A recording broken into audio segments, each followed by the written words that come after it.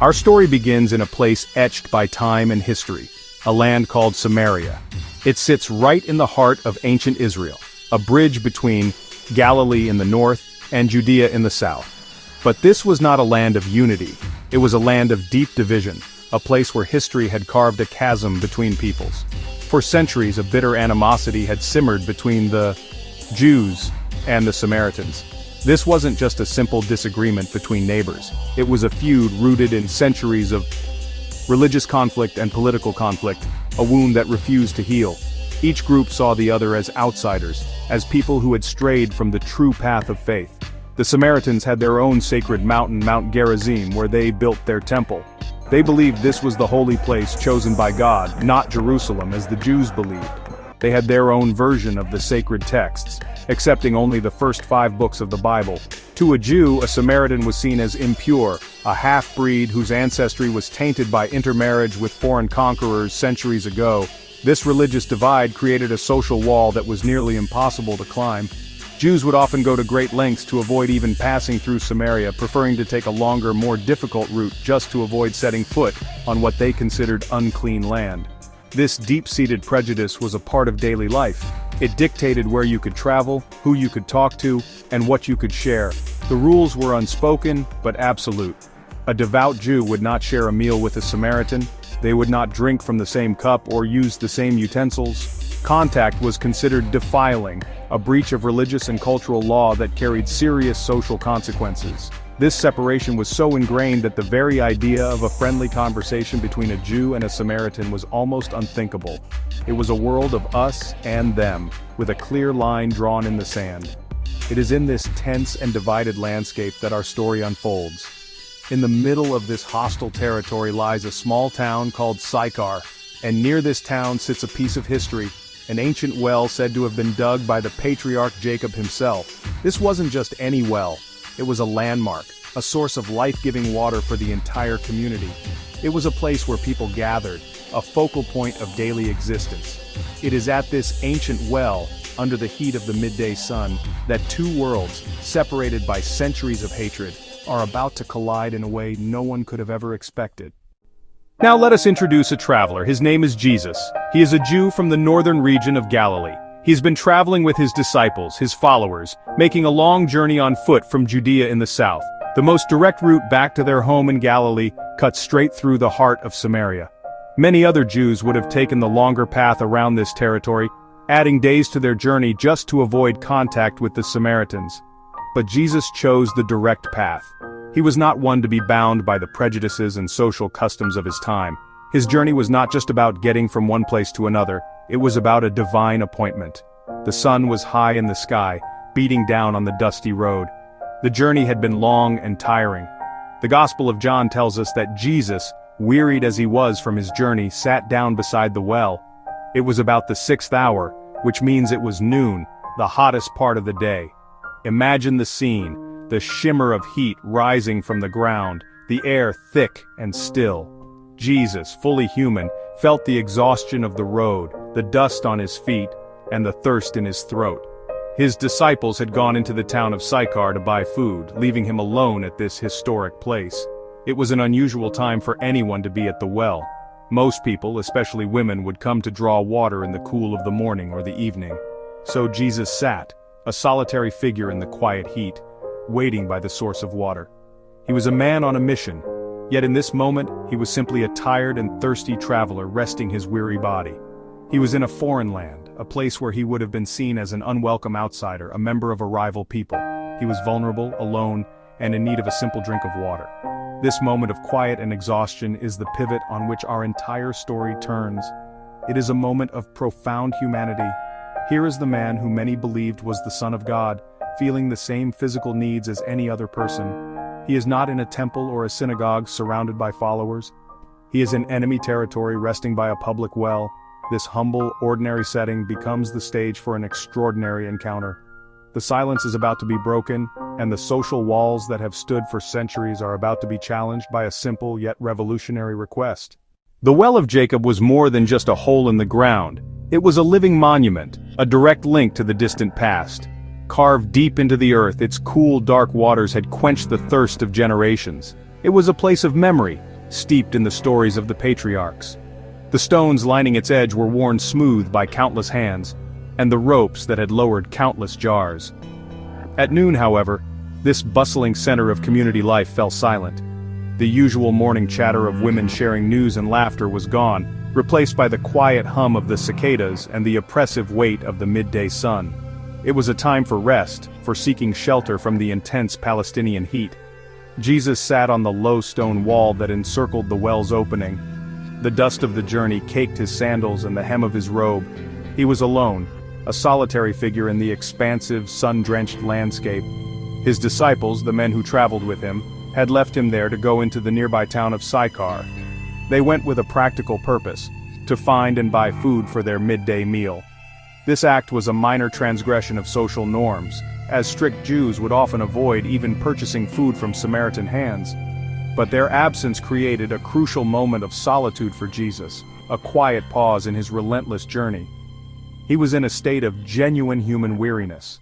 The scriptures make a point of telling us he was tired from the long walk. This wasn't a feigned exhaustion, it was the real, bone-deep fatigue that comes from hours of travel under a hot sun. His throat was dry. A cool drink was a pressing physical need. He looked into the depths of the well. He had no rope, no bucket, no way to reach the water just below. He was dependent, in need of help. This wasn't a position of power, but one of humility and vulnerability, a stark contrast to the divine power he held within. In this quiet moment, the stage was being meticulously set. The location, hostile territory.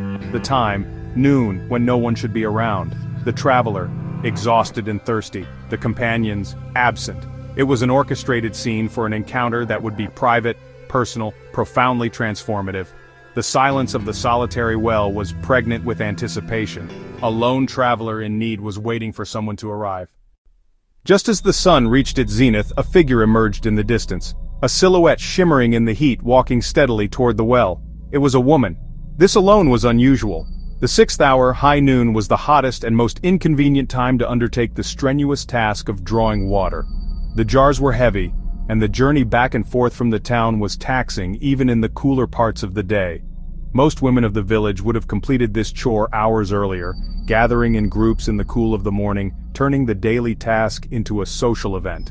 This woman, however, came alone. Her solitary journey spoke volumes before a single word was uttered. It suggested a person on the fringes, an outcast who actively avoided the company of the other women in her town. Perhaps she timed her visit to the well to ensure she would be alone, to avoid the judgmental stares, the whispered gossip, and the open condemnation of her neighbors. Her life was one of lived shame, and she carried it with her every day, even in the simple act of fetching water. Her deliberate choice to come at the hottest time of day was a shield, a way to navigate a world that had already judged and dismissed her. She was a Samaritan, a fact immediately obvious by her dress, her accent, and her very presence in this place. For Jesus, a Jewish man, she was a member of a despised people. Their histories were woven together with threads of animosity and religious disagreement. The divide between them was a canyon carved by centuries of mutual distrust. According to the unwritten laws of their society, they had no business interacting. A respectable Jewish man, especially a rabbi or teacher, would never engage a woman in public conversation, let alone a Samaritan woman, and especially not one with a questionable reputation. As she drew closer, she would have seen the figure of the man sitting by the well. Her guard would have immediately gone up. A man, a Jewish man no less, judging by his appearance. Alone. Her mind would have raced, preparing for the worst, a dismissive glance, a scornful word, or simply being ignored as if she were invisible. She likely kept her eyes downcast, focusing on her task, hoping to draw her water and leave without incident. Her goal was to remain unnoticed, to get what she needed, and retreat back into the isolation she had built for herself. She had no idea her daily routine of avoidance was about to be interrupted. The woman approached the well, her focus narrowed to the task at hand. She unslung the heavy clay pot from her shoulder, preparing the rope to lower it into the cool darkness below. The presence of the stranger, the Jewish man, was an unsettling element in her carefully managed solitude. She likely moved with a practiced efficiency, her movements communicating a clear desire to be left alone. She did not make eye contact. She did not offer a greeting. In her world, engaging with a strange man, a Jew, at a deserted well could only lead to trouble or further shame. Her silence was a wall she had built for her own protection. Jesus watched her as she prepared her jar. He did not look away or dismiss her presence as the customs of the day would have dictated. He saw not just a Samaritan, he saw not just a woman with a tarnished reputation, but he saw a person. He saw her weariness, her isolation, and the deep thirst in her soul that mirrored his own physical thirst. His journey through Samaria, his arrival at this specific well at this specific time was no accident. It was a divine appointment. He had waited for her. The entire scene was poised on the edge of a revolutionary moment, waiting for a single, rule-shattering action. He could have remained silent. He could have waited for his disciples to return with water. That would have been the easy, expected, and socially acceptable thing to do. It would have maintained the centuries-old barrier between their peoples.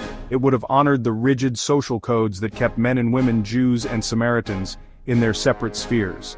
But Jesus' mission was not about honoring barriers, it was about breaking them down. His purpose was to cross divides, to reach out to the ostracized, and to offer a different kind of water to those who were dying of thirst.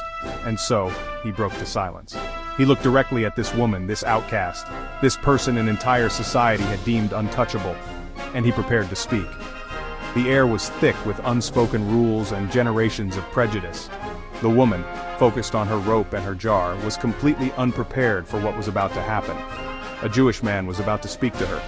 More than that, he was about to put himself in a position of need, making himself vulnerable to her. The most profound conversation was about to begin with the simplest of requests, a request that would shatter every expectation she had. Jesus looked at the woman as she went about her work. He saw the weariness in her posture, the guarded way she moved. He understood the invisible walls she'd built around herself. Then, he did something utterly astonishing for that time and place. He spoke to her, his voice cut through the stifling midday silence, clear and direct. "Will you give me a drink?" It was a simple question born of a genuine human need. He was thirsty. She had the means to draw water. On the surface, a straightforward request between two people. Beneath the surface, it trembled the foundations of their world. A Jewish man speaking to a Samaritan woman in public. A flagrant breach of etiquette. They were not supposed to interact. Asking to drink from her jar, even more shocking. According to purity laws, sharing a vessel with a Samaritan made a Jew unclean. Her jar, her rope, the water she drew. He was asking her to cross a sacred line with him. Think about the weight of that moment. Jesus, a rabbi, a respected teacher. He placed himself in dependence on someone his culture despised. He made himself vulnerable, socially and religiously. He handed her the power to help or to refuse. In that simple request, he acknowledged her humanity, not as a Samaritan, not as an outcast woman, but as a person who had something he needed. He treated her as an equal. This wasn't an accidental slip. It was deliberate. A calculated act to break down barriers. He could have waited for his disciples. He could have found another way to quench his thirst. Instead, he chose her, in that moment, to make a profound statement. His request became the key to a conversation of immense spiritual significance. He showed his message was for everyone, transcending man-made divisions of race, religion, social standing. The most important conversation of her life was about to begin, all because of a simple, revolutionary request for a drink of water. The woman froze. Her hands, which had been methodically working the rope, stopped mid-motion. She slowly looked up, eyes wide with shock, eyes narrowing with suspicion. A Jewish man was speaking to her. Not just speaking, asking a favor. Her mind racing to process the absurdity. This was unheard of. Every fiber of her being, conditioned by segregation, screamed that this was wrong. A man breaking all the rules. She wondered why. What did he want from her? His request directly challenged the animosity between their peoples. The feud wasn't distant. It was present and painful. A wall of prejudice, brick by brick over centuries. Jews saw Samaritans as heretics. Jews saw Samaritans as half-breeds. Samaritans saw Jews as arrogant occupiers of ancestral land. Contact was to be avoided at all costs. Sharing a meal or a drink, unthinkable. Communion, fellowship, there was none between them. Jesus' request, like sharing a cup with an enemy. The transgression was layered. He was a man, she was a woman. In that patriarchal society, it was improper for a man to speak to a lone woman. It could damage her reputation, and his. But he was not just any man. He was a rabbi, a teacher of the law held to higher standards. To openly disregard social and religious boundaries was radical. He knowingly made himself unclean by asking to drink from her vessel, a moment thick with unspoken questions. She would see it as a potential trap or a cruel joke. Why would a holy man willingly defile himself? What could he possibly gain? His simple request was social and religious rebellion. A deliberate, calculated step across a line no one else dared cross. Jesus wasn't just thirsty for water. He was initiating an encounter to dismantle the walls that kept people apart, and it all started with this one stunning question. The woman's surprise gave way to a sharp, questioning tone. The wall she had built for protection went back up, reinforced with sarcasm and disbelief. She couldn't let his baffling request go unanswered. She had to challenge it, to point out the absurdity. Words tumbled out, a direct confrontation mirroring the social divide between their worlds. "You are a Jew. I am a Samaritan woman. How can you ask me for a drink?" For Jews do not associate with Samaritans. He was breaking a fundamental rule. By speaking up, she wasn't just defensive. She could have ignored him. She could have refused and walked away. But she didn't. His request piqued her curiosity. She called him out, testing his motive. She opened the door for real conversation. She met his boundary breaking with her own boundary breaking reply. Jesus listened, calm and expectant. He had shattered the silence with his request. She answered not with fear, but with a challenge. The stage was set. He had her attention. Now he could shift from physical water to a living water that could quench a thirst she didn't know she had. Jesus listened calmly to her sharp, incredulous question. He did not react with anger or defensiveness. He absorbed her words, understanding the lifetime of cultural conditioning behind them. He had broken through her wall of isolation and now had her full, undivided attention. Her challenge, "How can you ask me for a drink?" was the perfect opening. It allowed him to pivot the conversation from the physical world of Jewish rules, Samaritan customs, to the spiritual reality he came to reveal. He was about to take her simple, earthly question and answer it with a profound, heavenly truth. He looked at her, gaze steady and compassionate, and replied with a sentence that was both mysterious and intriguing. "If you knew the gift of God and who it is that asks you for a drink, you would have asked him, and he would have given you living water." With that statement, he turned the encounter on its head. He shifted the focus from his need to hers. He was no longer the thirsty traveler asking a favor. He was now the one with something to offer. He introduced two powerful concepts, the gift of God and living water. This idea would have been startling to her. In her world, everything was earned. Water was earned by drawing it from the deep well. Social standing was earned through adherence to strict codes of conduct. Even God's favor was seen as earned through righteous works and proper worship. But Jesus spoke of a gift, freely given, not earned or deserved. He hinted at a grace outside the system that had confined her life. And who was this man who could offer such a gift? He directly connected himself to it. Who it is that asks you for a drink? He challenged her to look past his dusty, tired appearance as a Jewish traveler. He prompted her to see beyond labels. Jew, Samaritan. He suggested his true identity was the key to the divine gift. He claimed to be the conduit of God's grace. He had moved from asking for a drink to offering a wellspring of divine life. The woman stared at him, her mind trying to process his enigmatic words. Living water? What could that possibly mean? In the most literal sense, living water referred to fresh, flowing water from a spring or a river, as opposed to the stagnant, still water of a cistern. It was considered the best, most desirable kind of water. Jacob's well was deep and reliable, but its water was still, not flowing. Her immediate thoughts were practical and earthly. Was this man claiming he had access to a better source of water, a hidden spring nearby? Her confusion was evident in her reply. "Sir," she said, tone shifting from sarcasm to genuine perplexity, perhaps with a hint of respect, "you have nothing to draw with, no bucket, no rope, and the well is deep. Where can you get this living water?" The well was over 100 feet deep. His claim seemed impossible, even absurd. She was pointing out the practical flaw in his grand offer. How could he give her any water, let alone this special living water, when he couldn't even get a drink for himself without her help? She then took her argument a step further, bringing up the legacy of the well itself. "Are you greater than our father Jacob, who gave us the well and drank from it himself, as did also his sons and his livestock?" This was a powerful challenge. Jacob was a patriarch, a revered ancestor they both shared, even if their traditions differed. This well was his legacy, a testament to his greatness and his provision. For this stranger to imply he had access to a superior water source was an audacious claim. It was like asking, "Who do you think you are to claim you are better than our great founder?" Jesus let her practical, earthly objections hang in the air. He did not bother to explain the logistics of ropes and buckets. He knew she was still thinking in terms of physical thirst, physical water. He had used the metaphor of living water to capture her interest, and now he was going to deepen its meaning, to lift her perspective from the temporary satisfaction of a drink of water to the eternal satisfaction of the soul. He was about to explain that the water he offered was unlike any she had ever known, a water that addressed a much deeper thirst. Jesus met her challenge not with an argument but with a simple, profound contrast. He looked from the well to her, then he delivered one of the most famous lines in the entire Bible. "Everyone who drinks this water will be thirsty again." He was stating an obvious universal truth. The water from this well, as good as it was, only provided temporary relief.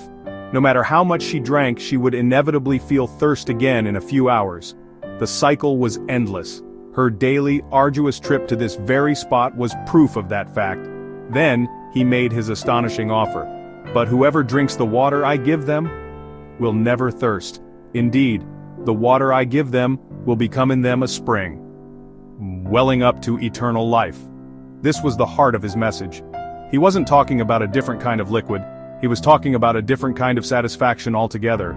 The water he offered wasn't something external that you had to keep coming back for. It was something that would become a part of the person who received it, an internal, self-renewing source of life that would quench the deepest thirst of the human soul permanently. Imagine the impact of these words on this woman. Her life was a cycle of repetitive, unsatisfying tasks. Thirst for water, thirst for acceptance, thirst for love, thirst for meaning. Every day she came to this well, and every day she left just as empty as before, knowing she would have to return. Jesus was offering her a final end to all her thirsting. He spoke of a permanent internal wellspring that would bubble up from within her, providing not just life but eternal life.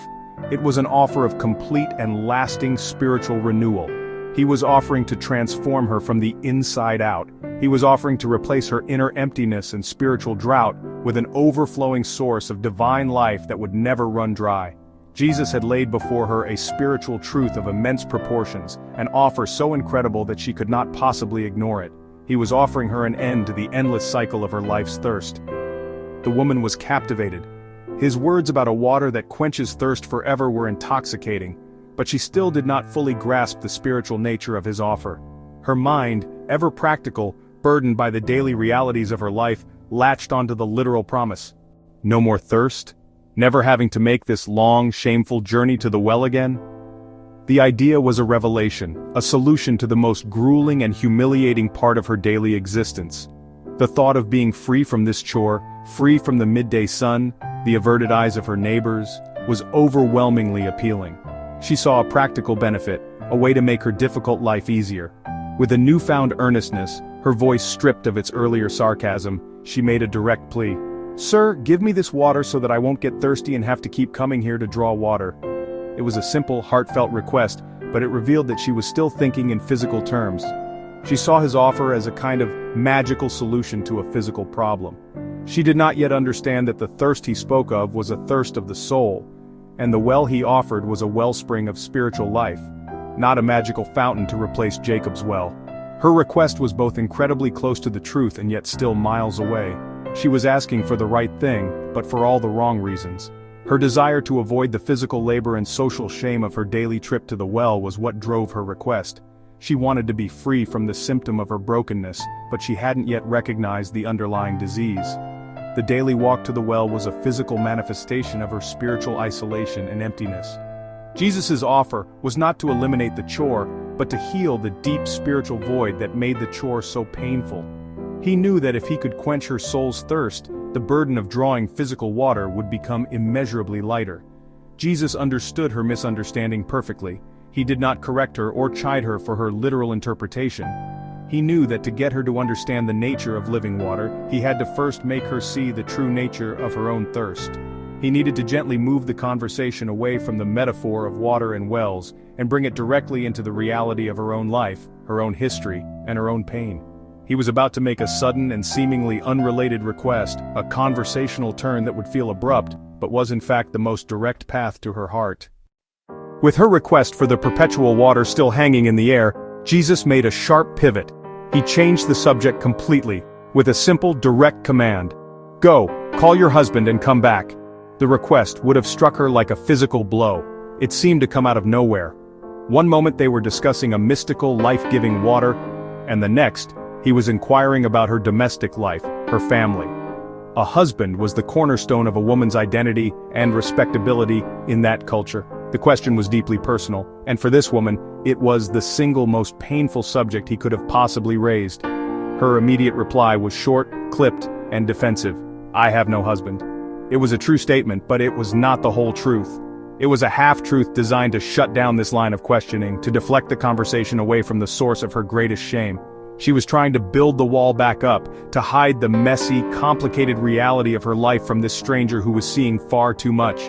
She hoped this simple, dismissive answer would be the end of it, that he would respect her privacy and move on. She had no idea that he already knew her answer, and everything else besides. Jesus' response was gentle, yet it carried the undeniable force of truth. "You are right when you say you have no husband." But then he continued softly and without a hint of condemnation, laying her life bare. "The fact is, you have had 5 husbands. And the man you now have is not your husband. What you have just said is quite true." In that one sentence he revealed that he knew the entirety of her painful, broken history. He knew the succession of failed relationships, the string of loss and rejection, and the current state of her life. Living with a man outside the covenant of marriage, this was the moment of truth. He was not a mind reader, this was a word of divine knowledge. It proved that he was no ordinary traveler. The mysterious talk of living water suddenly snapped into focus. This man saw her. He did not just see a Samaritan woman at a well, he saw her entire life, all her secrets, all her pain and all her shame. He held up a perfect mirror to her soul, and yet, his tone was not one of judgment. He was not exposing her to condemn her, he was exposing her to heal her. He was showing her the true depth of her thirst so she could finally understand the water he was offering. The woman was completely stunned, her defenses shattered. This stranger, this Jewish man, had looked past her guarded exterior and seen the entire messy history of her life. He knew about the 5 husbands, he knew about the man she was with now, he knew the very secret that had made her a social outcast, the reason she came to the well alone at noon. But the way he spoke this truth was what truly shook her. There was no condemnation in his voice. There was no judgment in his eyes. He simply stated the facts of her life with a quiet authority and a deep, unnerving compassion. This was not the voice of a man seeking to shame her, but of one who understood her completely. In an instant her perception of him transformed. He was no longer just a thirsty traveler, he was no longer an enigmatic teacher speaking in riddles. The logistical questions about buckets and deep wells vanished from her mind, replaced by a much larger, more profound question about his identity. A man who could know such things, who could see into the hidden corners of her heart, could only be one thing. "Sir," she exclaimed, her voice now filled with awe and reverence, "I can see that you are a prophet." It was the only category she had to explain what had just happened. For centuries, prophets were the ones who spoke God's truth, who saw things others could not. Her declaration that he was a prophet was a pivotal moment. She had moved from misunderstanding his words about living water to recognizing the divine nature of the person speaking them. The conversation had finally broken through her personal pain and entered the realm of ultimate truth. Now that she believed she was in the presence of a man of God, a true prophet, her mind immediately went to the greatest religious question of her time, the central point of conflict between Jews and Samaritans. She decided to seize this incredible opportunity to ask the question that burned in the heart of her people. "Our ancestors worshipped on this mountain, but you Jews claim that the place where we must worship is in Jerusalem." This was the core of their division. It was a centuries-old debate about the proper place and the proper way to connect with God. She was asking this prophet, this man who could see into her very soul, to settle the argument once and for all. Where is God truly found? On her mountain or in his city? Her personal quest for living water had suddenly become a quest for the ultimate spiritual truth. Leaving her water jar behind, the very reason for her journey, the woman turned and rushed back toward the town of Sychar. The heavy pot, a symbol of her daily burden and thirst, now sat forgotten by the well. It no longer mattered. she had found something far more important, a source of water that promised to quench a deeper thirst. She ran with a purpose she had not felt in years, her heart overflowing not with shame but with an astonishing message. The isolation that had driven her to the well at noon had been broken, replaced by an urgent need to connect, to share what she had just experienced with the very people she had been avoiding. She burst into the town, not with her head downcast, but with an excitement that must have been electric. She sought out the townspeople, the same neighbors whose judgment she had feared just an hour before. "Come," she urged them, "see a man who told me everything I ever did." This was her testimony. It was a raw, honest, and incredibly vulnerable statement. She did not hide the fact that he had exposed her past. Instead, she used it as the very proof of his extraordinary nature. Her shame had been transformed into the evidence of a divine encounter, a badge of authenticity for her incredible story. Her testimony was simple yet powerful, and it ended with a tantalizing, faith-filled question. Could this be the Messiah?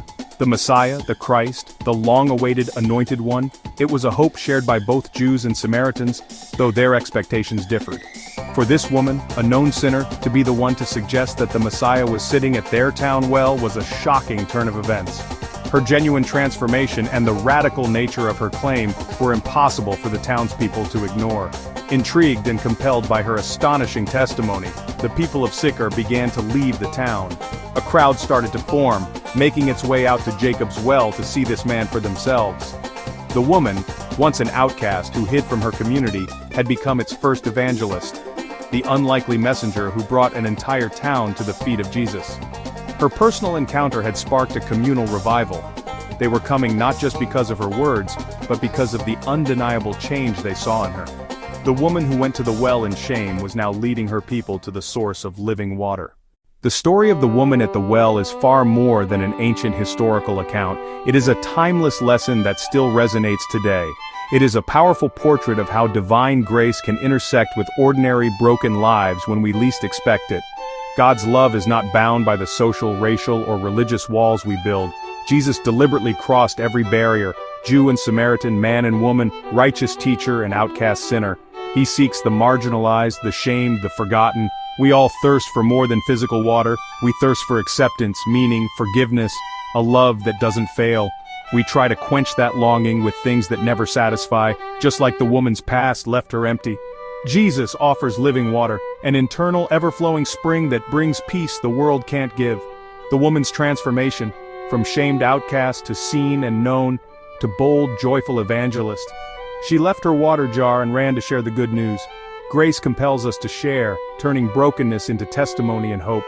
The well becomes a symbol for the world. We are all in some way thirsty and drawing from empty wells. The story invites every generation to look past prejudices, to be honest about needs, and to be open to an encounter that changes everything.